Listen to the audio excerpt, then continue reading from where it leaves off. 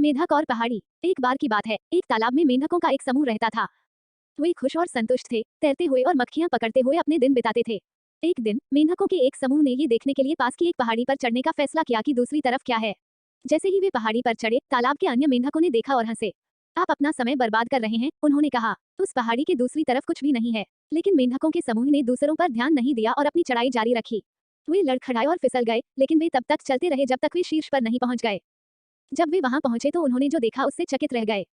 पहाड़ी के दूसरी ओर एक पूरी नई दुनिया थी, जो हरी भरी वनस्पतियों और ढेर सारे भोजन से भरी हुई थी। मेंढक बहुत खुश थे और अपने नए परिवेश का पता लगाने के लिए इंतजार नहीं कर सकते थे। अपनी खोज को साझा करने के लिए उत्साहित, मेंढकों ने दूसरों को बताने के लिए पहाड़ी से वापस अपना रास्ता बनाया। लेकिन जब वे पहुंचे तो उन्होंने पाया कि दूसरे मेंढक अभी भी उन पर विश्वास नहीं कर रहे थे। ये बहुत कठिन है, उन्होंने कहा। हम यहाँ तालाब में आराम से हैं, उस पहाड़ी पर चढ़ने की कोशिश क्यों करें? लेकिन मेंढकों के समूह ने हार नहीं मानी। वे हर दिन पहाड़ी पर चढ़ते रहे और दूसरी तरफ नई दुनिया की खोज करते रहे। और थोड़ा थोड़ा करके अधिक से अधिक मेढक उनका पीछा करने लगे। समय के साथ तालाब खाली हो गया क्योंकि सभी मेढक पहाड़ी पर नई दुनिया में चले गए।